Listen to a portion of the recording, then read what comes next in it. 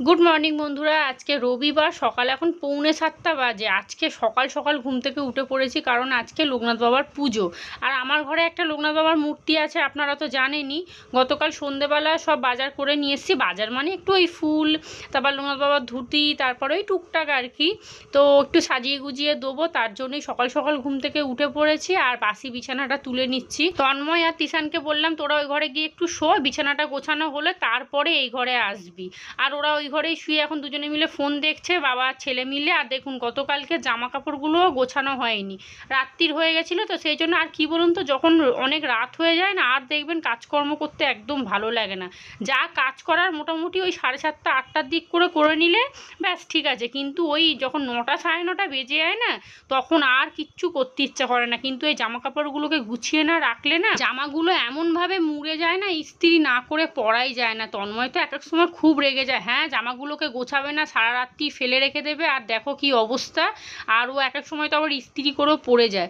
সমস্ত জামা কাপড় জায়গার মতো গুছিয়ে নিয়েছি, চাদরটা না মুড়ে কি অবস্থা হয়ে গেছে। সে যাই হোক, খানিকক্ষণ ওই বালিশের তলায় রেখে দেবো, তাহলে মোটামুটি ঠিক হয়ে যাবে। ঘরটা ভালো করে ঝাঁট দিয়ে দিচ্ছি। আজকে বাসি কাজ সমস্ত কিছু করে নিয়ে চা খাবো, চা খেয়ে তারপরে যাব স্নান করতে। একেবারে পুজো সব মিটিয়ে তারপরে যাব রান্নাঘরে, রান্নাবান্না করব। গতকাল সন্ধেবেলায় মাংস এনে রেখে দিয়েছিলাম।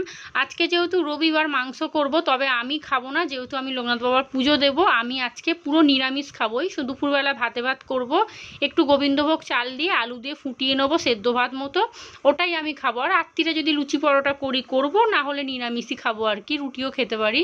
তো যাই হোক, চলুন, ঘরদোর ঝাঁট দেওয়া, মোছা, বিছানা তোলা, জামা কাপড় গোছানো সব কিছু হয়ে গেছে।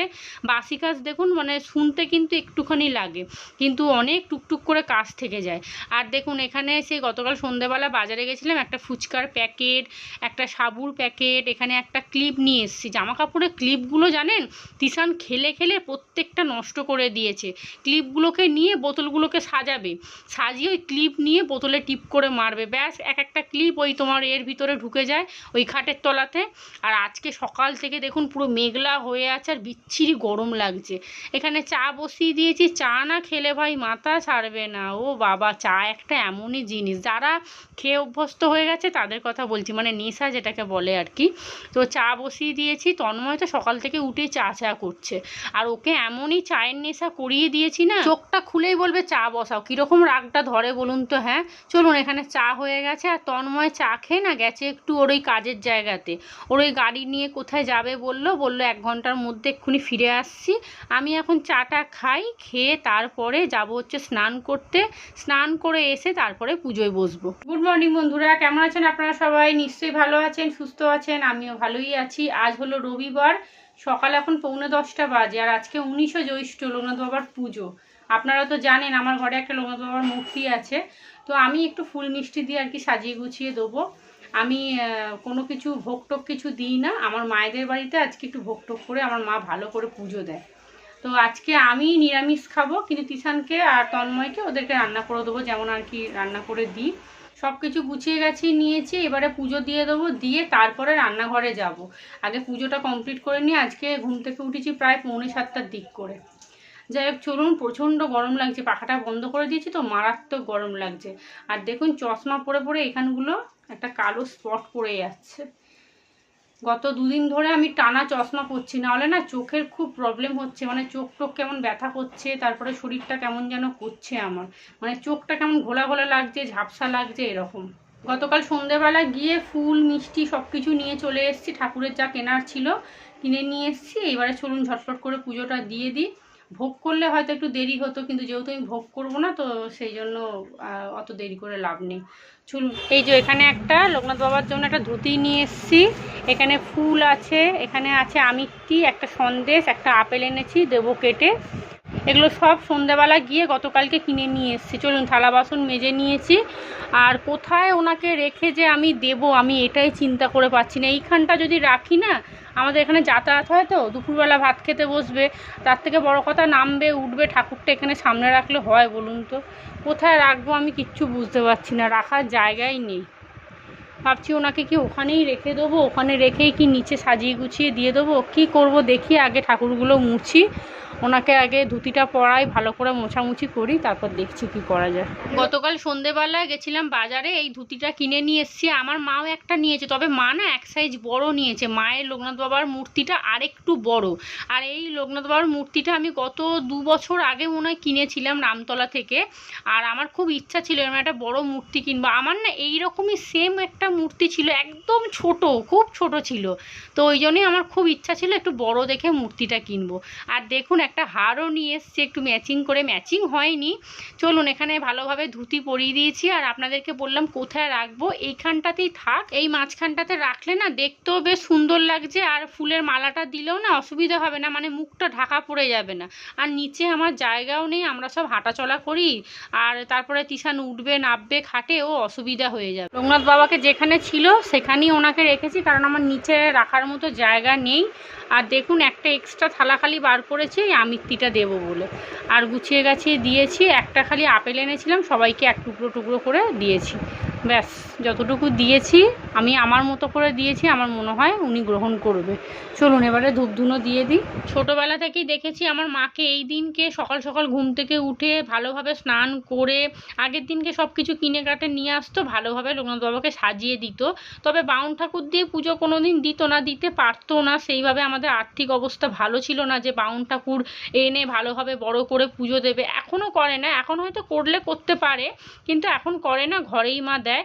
তবে তখন জানেন তো ভোগটা দিতে পারতো না, কারণ মায়ের তখন থালা বাসন ছিল না, আর সেই জন্য দিতে পারতো না। তখন আমাদের উনুনে রান্না হতো, আছে।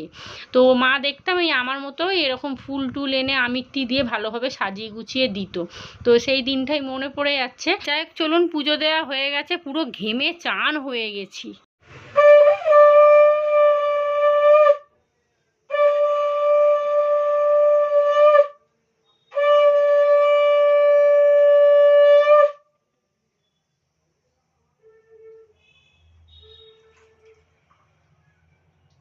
সকাল সকাল যে পুজোটা দিতে পেরেছি এটাই ভেবে শান্তি লাগছে। খুব টেনশান হচ্ছিল যে কখন পুজোটা দেব, কারণ দিতে তো হবেই, কারণ এই দিনকে যদি ওনাকে না দিই এর থেকে পাপ বোধহয় কিছু হবে না।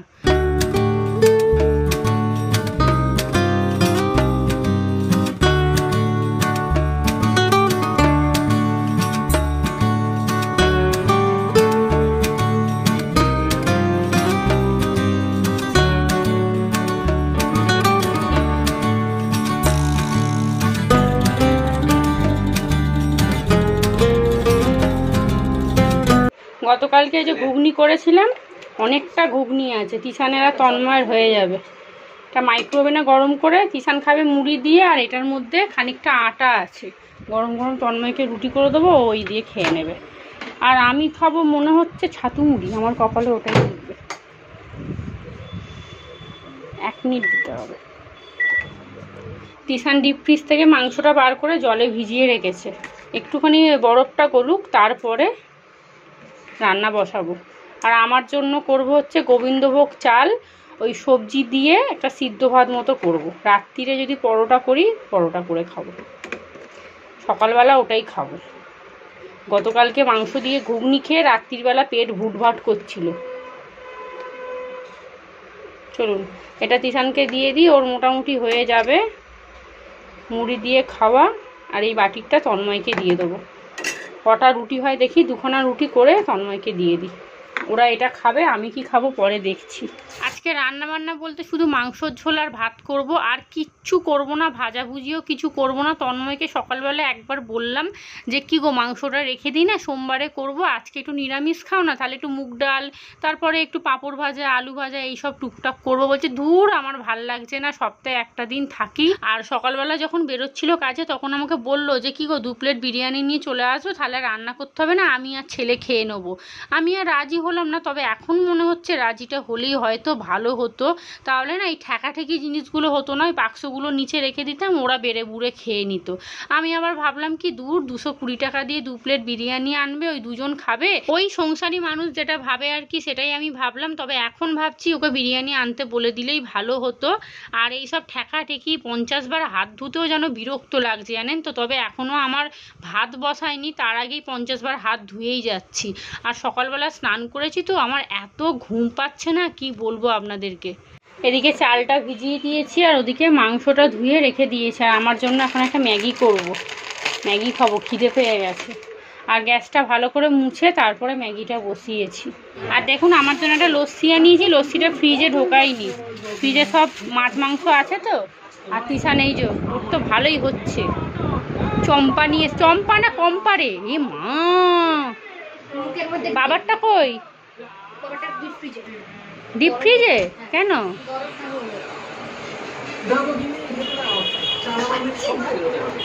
আমার লস্যিটা ফ্রিজে ঢোকাবি না, সব এখন এটো কাটা হয়ে যাবে। এদিকে ভাতটা বসিয়ে দিয়েছি, মাংসর আলুটা সিদ্ধ করে নিয়েছি প্রেসারে। আর মাংসটা আজকে মাখিয়ে করব, পেঁয়াজ আদা রসুন টমেটো যা যা দেওয়া সব দিয়ে দিয়েছি। 10-15 মিনিট মাখানো ছিল, এবারে বসিয়ে দেবো। আর এদিকে অনেক বাসন ছিল, সব মেজে নিয়েছি। আর আজকে একবারে গুমোট হয়ে আছে বাইরে, পচা গরম, একবার রোদ উঠছে একবার পুরো মেঘলা হয়ে যাচ্ছে। এদের রান্নাবান্না পুরো কমপ্লিট করে গ্যাস ওভেন পরিষ্কার করব, মাজা ঘষা করব, তারপরে আমার ভাতটা বসাবো।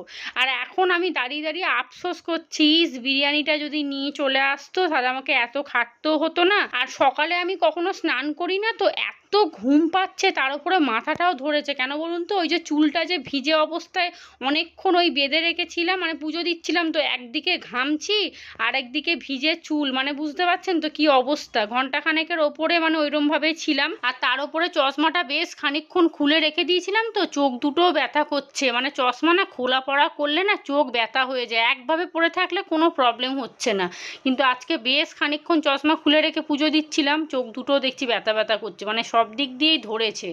যাই হোক চলুন, রান্নাবান্নাটা কোনো রকমের করব, কোনো রকমের করব কি, এই করতে করতেই 1:30টা বেজে যাবে। এরপরে রান্নাঘর পরিষ্কার করব, তারপরে আবার আমার ভাত বসাবো। আর এই লোকনাথ বাবার পুজোর দিনকে না মনে পড়ে, ছোটোবেলায় যখনই কোনো প্রবলেমে পড়তাম না, এই বাবা লোকনাথকে ডাকতাম। আর আমার বাবা না আমাদের 4টে ভাই বোনকে শিখিয়ে দিত যে যখনই কোনো অসুবিধায় পড়বি মনে মনে ওনাকে ডাকবি, দেখবি একটু হলেও শান্তি পাবি। আর সত্যি করে যদি আপনি ওনাকে মন থেকে ডাকতে পারেন বন্ধুরা, সত্যি আপনার কথায় সাড়া দেবে। আমার এরকম অনেকবার হয়েছে, তাই আমি আপনাদেরকে বলছি। আর আমার বাবাও অনেক বিপদে পড়েছিল রাস্তাঘাটে, বিপদ থেকে অনেকবার উদ্ধার হয়েছে। এই হলো মাংসর ঝোল, নিচে নামিয়ে রেখেছি, ওপরটা মুছে আমি আমার ভাত বসিয়েছি। আর এখানে গরম গরম ভাত। চলুন তন্ময় ওদেরকে খেতে দিয়ে দিই। এই যে এখানে গোবিন্দভোগ চাল, একটা পটল, একটা আলু কেটে ভাতে ভাতে বসিয়ে দিয়েছি। আর গ্যাস ওভেন সব স্কচ ব্রাইট দিয়ে মুছে পরিষ্কার করে তারপরেই আমার ভাতটা বসিয়েছি। চলুন ওদেরকে খেতে দিয়ে দিই, এখন প্রায় 1:45 বাজতে যায়। খাওয়া দাওয়া হয়ে গেছে, মাংসটা জায়গায় ঢেলে রেখেছি, এইটুকু ভাত পড়ে আছে বাটির মধ্যে। রান্নাঘর পরিষ্কার করে নিয়েছি, আর আজকে বাসনগুলো সব মেজে নিলাম। গেলে উঠে আবার সেই বাসন মাজতে হয়। আর আমাকে এক বন্ধু কমেন্ট করেছিলেন, হ্যাঁ পরশুদিন মনে হয়, এই কড়াটার, কালো কড়াটা কোথা থেকে কিনেছি। আমি ফ্লিপকার্ট থেকে 2টো কড়া কিনেছি, আর বেশ মজবুত, জানেন ভারী আছে কড়াগুলো। যাই হোক চলুন, বাসন কোসন মাজা মানে রান্নাঘরে যাবতীয় যা কাজ ছিল সব হয়ে গেছে। চলুন এবার একটু শোবো। আরে আজ জানলা বন্ধ করছি কেন, তন্ময় আসবে তো এই ঘরে এক্ষুনি। চলুন এবারে শুই। আজকে সকাল সকাল স্নান করেছি তো, এত ঘুম পাচ্ছে, আমি দাঁড়িয়ে রান্নাই করতে পারছিলাম না জানেন। একবার করে বিছানায় শুচ্ছি, একবার করে এসে খুন্তি নেড়ে যাচ্ছি। একটা ঘুম দিতেই হবে, চোখ একদম পুরো মানে বুজে আসছে, দেখছেন চোখ পুরো ঢুকে গেছে ভিতরে। আর বাথরুমে ওই একটা টাওয়াল, তারপরে তন্ময় লুঙ্গি টুকটাক না ভেজানো আছে ডানটার মধ্যে, ওগুলোকে ধুয়ে বাথরুমটা একটু ধুয়ে দেবো। তার কারণ হচ্ছে এরা দুজনে স্নান করেছে তো, ওই শ্যাম্পু ট্যাম্পু দিয়েছে, শ্যাম্পুর ফেনায় বাথরুমে ভর্তি হয়ে আছে। কোনো রকমের 2 মগ মতো জল ঢেলেছে, ওই 2 মগ জলে কি আর বাথরুম পরিষ্কার হয় বলুন তো। আর আজকে বিকেলে মনে হচ্ছে মা আসতে পারে, কারণ বাড়িতে লোকনাথ বাবার পুজো হয়েছে, একটু প্রসাদ নিয়ে আসে। তবে জানি না, আসতেও পারে নাও আসতে পারে। আমি আসতে নাই করেছি, আমি শুধু শুধু এসো না, আমি তো আসতে মানা করেছি যে এসো না, শুধু শুধু ওইটুকু প্রসাদের জন্য আমিও তো ঘরে পুজো করেছি। তবে জানি না, মা মনে হচ্ছে আসবে, মা প্রত্যেক বছরই এই বিকেলবেলা অল্প একটু প্রসাদ নিয়ে আসে। চলুন এখন গিয়ে একটু শুই মানে কি, ঘন্টাখানে ঘুমাতেই হবে, চোখ পুরো জ্বালা করছে একদম। আর রাত্রে কি রান্নাবান্না হবে বিকেলে চিন্তা করব। গুড ইভিনিং, সন্ধ্যে এখন 6:30 বাজে। এখানে পাঁপড় ভেজেছি, আমার জন্য 1 কাপ লিকার চা করেছি। আর এই যে মা এসছে, মায়ের জন্য দুধ চা করেছি। তন্ময় চা খেয়েছে, ও একটু আগে খেয়েছে। আর এখানে মা পায়েস নিয়ে এসছে, দেখো আবার আটকে গেছে। এখানে মা পায়েস নিয়ে এসছে, ঠাকুরের প্রসাদ। আপনাদের বললাম না যে সন্ধ্যাবেলা মা আসবে, আর এর মধ্যে একটু ফল টল আছে, আর এটার মধ্যে ওই পুরীর গজা আছে। ছোদ্দা গেছিলো পুরীতে, ভাড়া গেছিলো, ওখান থেকে একটু প্রসাদ নিয়ে এসছে, ছোটো বৌদি পাঠিয়েছে। আর তিশান গেছিলো চপ আনতে, চপের দোকান বন্ধ, টাকা পড়ে আছে। যাই হোক চলুন এখন চা খাই। মায়ের চাটা মাইক্রোওভেনে গরম করবো। এই পাঁপড়টা এই কটাই ছিল, ভেজে নিয়েছি। আর ভেবেছিলাম চপ নিয়ে আসবো, কিন্তু চপের দোকান তো বন্ধ। মা ঠাকুরকে ভোগ টোগ সব করে দিয়েছে, আমি তো করিনি। আমার থালা বাসনই নেই, ভোগ করবো কি করে? মায়ের সব বাসন কোসন আছে, মা ভোগ করে দিয়েছে। আমাদের প্রতি বছরই করি। হ্যাঁ, মা প্রতি বছরই করে। ব্যাস, ওই চামচটা দিয়ে দাও, আর দিও না। এটা তন্ময়কে দিয়ে চলে আসি। আর সকালবেলা দেখুন সেই রুটি করেছিলাম, তন্ময় বললো না যে ঘুগনি দিয়ে খাবো, খায়নি, সেই রুটি পড়ে আছে, রাত্রিরে খেয়ে নেবে। এখন বাজে 8টা, মা চলে গেছে, কিষান পড়তে বসে গেছে। আর মা নিয়ে এসেছিলো আমিত্তি, সন্দেশ, মিছরি। কিষানকে একটু দিলাম, আমি একটু খেলাম, তন্ময়কে দিলাম। চলুন এবারে যাব রান্নাঘরে। রান্নাঘরে বাসন পড়ে আছে অনেকগুলো, এই বাসনগুলোকে তুলবো, চায়ের বাসনগুলো মাজবো, এখানটা পরিষ্কার করব। মাংসটা না ফ্রিজে তুলে রেখে দেবো, যখন খাবে তখন মাইক্রোওভেনে গরম করব। আর সব পরিষ্কার করে রুটি করব, শুধু রুটি হবে। আর আমার জন্য একটা কিছু আলু চচ্চড়ি বা তরকারি করতে হবে। রান্নাঘরে যাব, একটু রুটি করতে হবে। সবার জন্যই রুটি করব, ওরা মাংস দিয়ে খাবে, আর আমার জন্য একটু আলু চচ্চড়ি করে নেবো প্রেসারে, ব্যাস। আর কিচ্ছু করব না। আজকে সকাল থেকে আমার এত ঘুম পাচ্ছে না, কি বলবো। দুপুরবেলা প্রায় ঘন্টাখানেকের ওপরে ঘুমিয়েছি, তাও ঘুম পাচ্ছে। মাকে বললাম, মা বলছে মনে হয় তোর শরীর খুব দুর্বল, ওই জন্য বারবার ঘুম পাচ্ছে। যাই হোক চলুন আগে রুটিটা করে আসি। রান্নাঘরে টুকটাক কাজ আছে, এখন ঘন্টাখানেকের মতো করে এসে খাবো দাবো, শুয়ে পড়বো। আগামীকাল দেখি মায়ের বাড়ি যাওয়ার ইচ্ছা আছে, বেশ কদিন ধরে না ইচ্ছা করছে মায়ের বাড়ি থেকে একটু ঘুরে আসি। আর একভাবে ঘরে আছি তো, স্কুলটাও ছুটি, বাইরেও বেরোতে পারছি না। আর ওই 2-3 দিন ছাড়া হয়তো একবার বাজারে যাচ্ছি ঘন্টাখানেকের জন্য, তাও আবার ওই অত রোদ্দুরে ঘুরতেও পারি না, মানে সঙ্গে সঙ্গে চলে আসি। শরীর কেমন করে বাপরে, মনে হয় যেন এক্ষুনি পড়ে যাবো রাস্তার মধ্যে। দেখি সকালে আগে ঘুম থেকে উঠি, কি হয় না হয়। তিশান তো পড়তেই যাবে, দেখি কি করা যায়। আর আগামীকালকে একটু কাচাকুচিও আছে, তন্মার জামা প্যান্ট দিয়েছে, কাচতে হবে। চলুন ব্লগটাও তাহলে এখানেই শেষ করছি। আপনারা সবাই ভালো থাকবেন, সুস্থ থাকবেন, সাবধানে থাকবেন। ব্লগটা যদি ভালো লাগে চ্যানেলটা অবশ্যই সাবস্ক্রাইব করবেন। দেখা হবে নতুন কোনো একটা ব্লগ নিয়ে।